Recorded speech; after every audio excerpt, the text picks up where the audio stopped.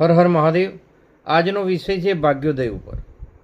કે ઘણા બધા જાતકોના એવા સવાલો હોતા હોય છે ઘણી વખત કે અમારું ભાગ્યોદય ક્યારે થશે.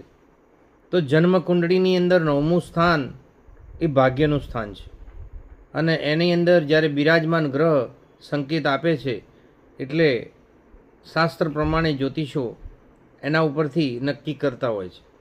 ગુરુદેવ જેવા ગ્રહ જ્યારે બિરાજમાન હોય ત્યારે 16 અથવા 19મા વર્ષે ભાગ્યોદય, ચંદ્રદેવ જેવા ગ્રહ જ્યારે હોય ત્યારે 22, સૂર્યદેવ 24, શુક્રદેવ 26 અને મંગળદેવ જેવા ગ્રહ જ્યારે બિરાજમાન હોય ત્યારે 28, બુધ 32, શનિદેવ 36 અને રાહુ જેવા 42 અને કેતુ જેવા મોટા ગ્રહ જ્યારે બિરાજમાન હોય ત્યારે 49મા વર્ષે ભાગ્યોદય થતો હોય છે.